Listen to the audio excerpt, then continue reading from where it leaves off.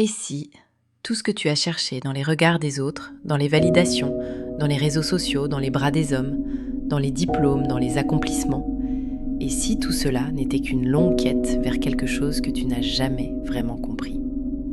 Et si la femme que tu es appelée à devenir n'avait pas besoin de prouver quoi que ce soit à qui que ce soit?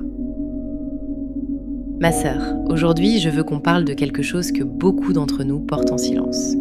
Ce sentiment sourd, parfois douloureux, qui te chuchote que tu n'es pas assez. Pas assez belle, pas assez intelligente, pas assez accomplie, pas assez aimable. Que tu dois constamment te battre pour mériter ta place dans la vie des gens. Ce sentiment, Dieu l'a entendu. Et aujourd'hui, il m'envoie te dire, tu as une valeur qui n'a jamais dépendu de ce monde. Parce que voilà ce que le plan de Dieu dit sur toi. Tu n'as pas été créé pour chercher ta valeur, tu as été créé pour la révéler. Il y a une immense différence entre les deux. Chercher, c'est supposer qu'elle est manquante. Révéler, c'est comprendre qu'elle est déjà là, gravée en toi depuis avant ta naissance. Parlons franchement, il y a un mensonge que notre génération a avalé tout entier et il nous détruit à petit feu. Le mythe, c'est ceci. Ta valeur se mesure à ce que tu produis, à ce que tu parais, à ce que les autres pensent de toi. Ta valeur, c'est ton salaire. Ta valeur, c'est tes abonnés. Ta valeur, c'est le regard de cet homme sur toi. Ta valeur, c'est le poste que tu occupes, le quartier dans lequel tu habites, les vêtements que tu portes. Et quand ces choses disparaissent, parce qu'elles disparaissent toujours, tu t'effondres. Parce que tu avais bâti ton identité sur du sable. La réalité, ma sœur, c'est que le manque de valeur n'est pas un problème extérieur. Ce n'est pas parce que tu n'as pas eu les bonnes opportunités. Ce n'est pas parce que les gens ne t'ont pas vu. Ce n'est pas parce que la vie a été injuste, même si elle l'a peut-être été. La vérité profonde, celle que personne ne dit dans nos familles, dans nos églises parfois, c'est que nous n'avons jamais appris à recevoir l'amour de Dieu. Nous savons le prêcher, nous savons le chanter, mais le recevoir, le laisser redéfinir qui nous sommes, c'est là que ça coince. La valeur n'est pas l'absence de défauts. La valeur n'est pas la perfection. La valeur en Dieu, c'est d'être choisi avant même d'être formé. Et ça, personne ne peut te l'enlever. Ouvrons la parole, parce que ce n'est pas moi qui vais te convaincre de ta valeur, c'est lui. C'est toi qui as formé mes reins, qui m'as tissé dans le sein de ma mère. Je te loue de ce que je suis une créature si merveilleuse. Tes œuvres sont admirables, et mon âme le reconnaît bien. Psaume 139, 13 à 14. Ma sœur, écoute ce verset avec de nouvelles oreilles. Dieu ne dit pas « Tu seras merveilleuse quand tu seras arrivée ». Il dit « Tu es une créature merveilleuse ». Maintenant, dans ta situation actuelle, avec tes cicatrices, avec tes doutes, avec tes erreurs passées. Il t'a tissé, comme on tisse un tissu précieux, fil à fil, avec intention et amour. Quand tu te regardes dans le miroir demain matin, je veux que tu te souviennes de ce verset. Tu n'es pas un accident, tu es une œuvre. Nous sommes son ouvrage, ayant été créés en Jésus-Christ pour de bonnes œuvres que Dieu a préparées d'avance, afin que nous les pratiquions. Éphésiens 2, 10. Tu n'es pas là pour exister au hasard, tu es son ouvrage. Le mot grec utilisé ici, poema, c'est de là que vient le mot poème. Tu es le poème de Dieu. Réfléchis à ça. Un poème, ça ne se jette pas, ça se lit avec soin, ça se partage avec fierté. Ça a une signification profonde que seul l'auteur comprend vraiment. Et les bonnes œuvres, elles ont été préparées d'avance. Ce n'est pas à toi de les inventer, ni de les mériter. Tu as juste à marcher dans ce qui a déjà été mis sur ton chemin. Parce que tu as du prix à mes yeux, parce que tu es honoré et que je t'aime, je donne des hommes à ta place et des peuples pour ta vie. Ésaïe 43, 4. Dieu dit à Israël, et il te le dit à toi aussi, tu as du prix à mes yeux. Pas parce que tu as réussi, pas parce que tu es parfaite, mais parce qu'il t'aime. Et son amour est la mesure de ta valeur. Pas la vie de tes collègues, pas le verdict de ton ex, pas les comparaisons avec ta sœur ou ta cousine. Maintenant, ma sœur, je vais te parler de quelque chose que personne ne voit. Quelque chose qui se passe dans le secret. Le travail invisible. Parce que comprendre intellectuellement que tu as de la valeur en Dieu, c'est bien. Mais le laisser transformer la façon dont tu vis, dont tu parles, dont tu te traites toi-même, ça, c'est le vrai travail. Ce travail invisible, il ressemble à quoi concrètement ? Il ressemble à ce matin où tu t'es levé, où tu t'es regardé dans le miroir et au lieu de te critiquer, tu as choisi de dire « Merci Seigneur pour ce corps que tu m'as donné ». Personne ne t'a vu faire ça. Ça ne fait pas beaucoup de vues sur Instagram. Mais c'est une brique dans la fondation de qui tu deviens. Il ressemble à ce moment où quelqu'un t'a manqué de respect, au travail, en famille, dans ta relation, et au lieu d'accepter silencieusement par peur de ne pas être aimé, tu as posé une limite.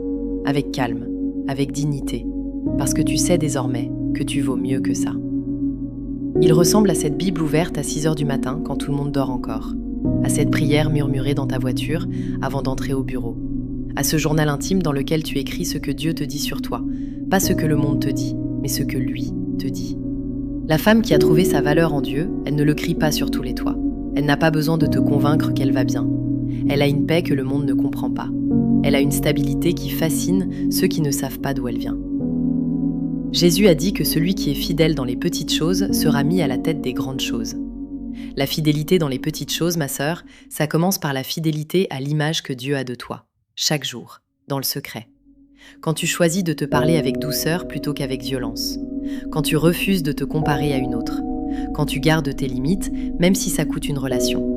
Quand tu ne t'excuses pas d'exister, de prendre de la place, d'avoir une opinion. Ces petites choses, Dieu les voit et il les honore.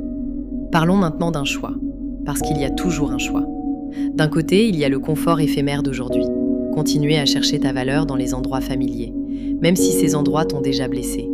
Continuer à attendre que quelqu'un vienne te dire que tu en vaux la peine. Continuer à te diminuer pour entrer dans des espaces qui n'ont jamais été faits pour toi. Continuer à accepter des relations, des situations, des traitements qui sont en dessous de ce que tu mérites. Parce qu'une part de toi croit encore que c'est tout ce que tu peux avoir. Ce confort-là, il a un prix. Il s'appelle le regret. Et le regret, ma sœur, c'est l'une des douleurs les plus lourdes qui soient. Parce qu'il ne disparaît pas avec le temps. Il grossit. De l'autre côté, il y a l'effort. L'effort de se regarder en face. L'effort de remettre en question ce que tu crois de toi-même depuis des années. L'effort de lire la parole, même quand tu n'as pas envie. L'effort de dire non quand tout le monde attend un oui. L'effort de te choisir toi, encore et encore, même quand c'est inconfortable. Cet effort-là, il est douloureux au début. Comme un muscle qu'on n'avait jamais utilisé. Mais avec le temps, il construit quelque chose d'inébranlable. Une femme qui sait qui elle est. Une femme qui n'a plus besoin de l'approbation des autres pour avancer. Une femme dont la destinée est solide parce qu'elle est fondée sur le roc et non sur le sable. Tu sais ce que j'observe chez les femmes qui ont vraiment trouvé leur valeur en Dieu ? Elles ne se disputent plus leur place. Elles ne jalousent plus ce que l'autre a. Elles ne s'écrasent plus pour que quelqu'un les aime. Elles rayonnent d'une lumière tranquille. Elles parlent avec douceur mais avec autorité. Elles aiment avec générosité parce qu'elles ne mendigent plus l'amour. Elles le reçoivent déjà de leur Père. Cette femme-là, elle t'attend de l'autre côté de tes peurs, de l'autre côté de tes habitudes, de l'autre côté de ce travail invisible que personne ne verra, mais que Dieu honorera. La question n'est pas « est-ce que tu en es capable ?» La question est « est-ce que tu vas choisir de commencer aujourd'hui ?» Parce que la vérité, c'est que chaque jour où tu remets ce choix à demain, c'est un jour de plus à vivre en dessous de ce que Dieu a prévu pour toi. Et tu mérites mieux que ça. Ma sœur, nous arrivons à la fin de ce message, mais pas à la fin du travail. En fait, c'est là que ça commence. Aujourd'hui, je veux que tu prennes une décision. Pas une promesse floue du genre « je vais essayer ».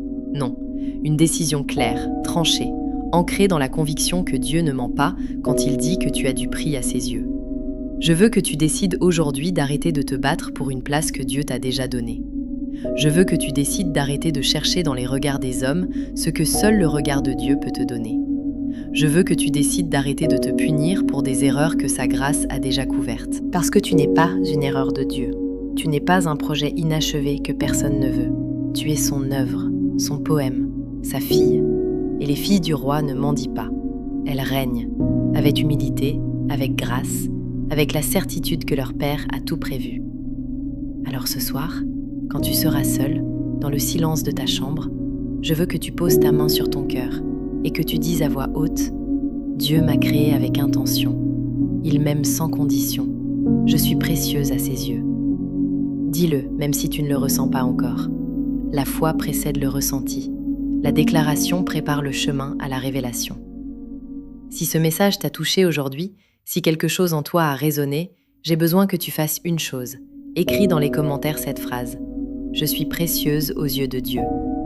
Pas pour moi, pas pour les autres, pour toi. Pour que tu l'entendes de ta propre main. Pour que ça devienne une déclaration que tu t'es faite à toi-même. Et si tu connais une sœur, une amie, une collègue, une maman qui a besoin d'entendre ce message aujourd'hui, partage cette vidéo avec elle. Parce que parfois, la parole que quelqu'un attend depuis des années arrive au bon moment, par les mains d'une personne qui a pensé à elle. Je t'aime, ma sœur, et lui, il t'aime infiniment plus que tu ne pourras jamais l'imaginer. Continue à avancer, continue à grandir. La femme que tu es appelée à devenir est déjà à l'œuvre en toi. À la prochaine. Que Dieu te garde.